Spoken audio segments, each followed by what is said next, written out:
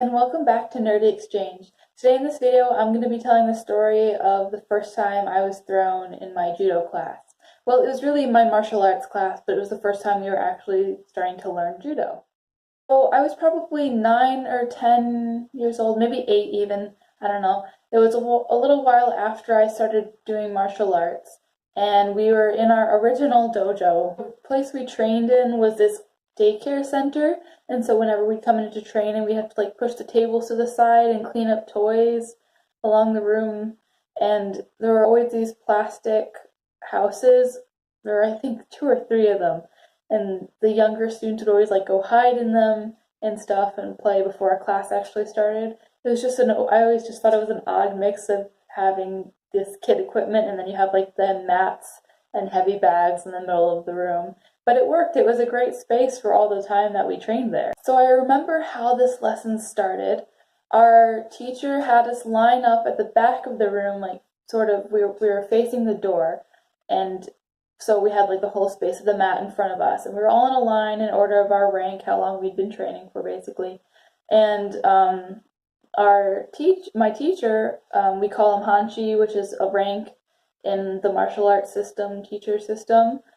His real name is Professor Lockhart. He's the most amazing person. He's super sweet, and he's kind of like Dumbledore or Gandalf, so like kind of looks really stern and serious, but inside is just like this cuddly teddy bear. He's amazing, and he's a great teacher.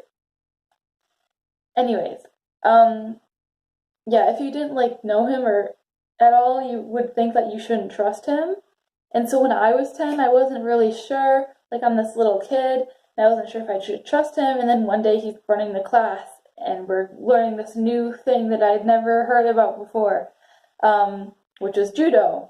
And it turns out now I love judo. Like, it's one of the parts of martial arts that I've stuck with the longest. I trained in a judo club at my school all throughout high school, and I've now continued training in judo after high school, and so I've turned to love this sport.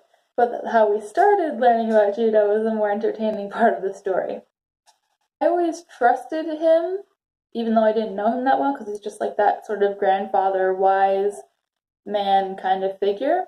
But I started to panic. I was like, this is new. I don't know what we're doing here. Oh my gosh, I'm about to get my head smashed into this 3-inch thick foam mat. This is how I'm gonna die. That's basically what I thought. So I started to like formulate my plan. Okay, how am I gonna get out of this?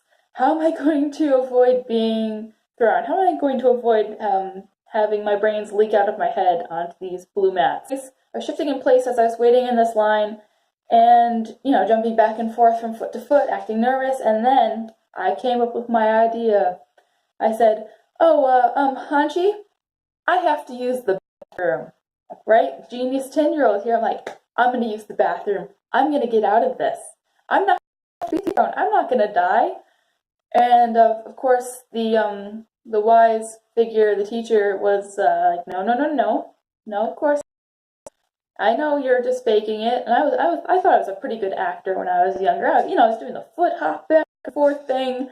I was doing everything I could to convince Hanshi that I really used the bathroom. But alas, it did not work. Fortunately, it was my goal to plant myself in that bathroom for as long as possible. And normally I don't even like going in that bathroom because like the lights are all flickery. It always smelled like old and musty and moldy in there. And there's never any toilet paper. It was not a fun place to go. And so I was willing to risk spending 10, 20 minutes in that bathroom in order to not be thrown. But of course, my plan was not as well thought out as I thought it was.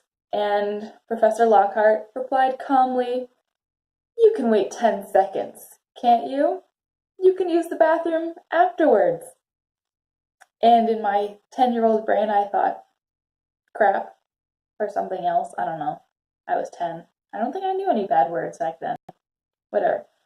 And in my head, my 10-year-old brain, I thought, crap, my plan has fallen through. I have been found out.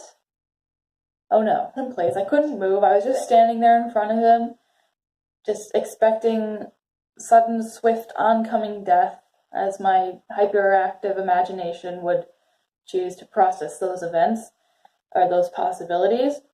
But suddenly I was lifted into the air, and I felt like I couldn't see anything, like everything was just a swirl, or like it had gone black and splotchy, and I was upside down.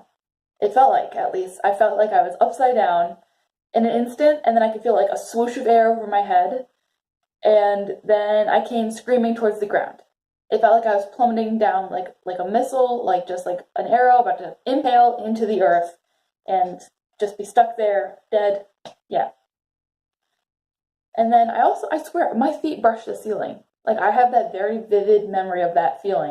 Maybe it didn't happen, but boy, it sure felt like my feet, I was flipped upside down and my feet had reached the ceiling. And it happened so quickly, like this whole throw. It was just a throw, like a normal judo throw. It happened so quickly, I didn't process it until afterwards or something. I don't know. But as I was in the air, my feet had brushed the ceiling. I had prepared myself for my end, the end of my life. I landed, safe and sound on the ground, light as a feather. Like, I felt like I just floated to the ground and came to a stop there, like rested there, and I was alive. Of course, in my 10-year-old brain, I had over dramatized this whole event, and so maybe that's where part of the story comes from. But I still think it's a funny story. And like, now I love judo, and I don't mind being thrown. I know that's actually a fear that some people have, especially if they're taller. I wouldn't say I'm short. I'm 5'4", so like I'm average. But like, the higher are you off the ground, the higher your head is off the ground, it tends to be scarier to be thrown. But like, once you get over that, judo can be really fun. Like, you're being flipped through the air and landing nice and safely on a mat. Yeah, and also learning about self-defense and how to protect yourself. And so martial arts has been the sport that I've stuck with for now, like, way more than half of my life. I'm 18 now, and I've been doing martial arts since I was 7 or 8, so about like 10 or 11 years, or almost 12 now, which is crazy. I think that it's always important to find something that you enjoy doing and keep working at it, and finding a community of people who you want to share this interest with, and then, I don't know, it'll help you get through different experiences. I know, like, being in a judo club with a couple of friends was awesome during high school. And yeah, it's always just great to find something you love doing, and martial arts is great for learning self-defense as well. Well, a great career in martial arts has come from that terrifying little story. Well, at least it was terrifying for me when it happened. Well, if you like this video, then like, comment, and subscribe if you want. In the next video, I'm hopefully going to be covering a more nerdy topic. I guess it's always nerdy when you're talking about something you're really interested in. But I'm going to be talking about the scientist Joan Steitz, who I actually wrote a scholarship about in this past month, and I just thought what she's worked on her entire life has been super interesting. And I thought I'd share a little bit about her, the stuff that I learned through working on that scholarship. Thank you so much for watching. Have a great day, and DFTBA.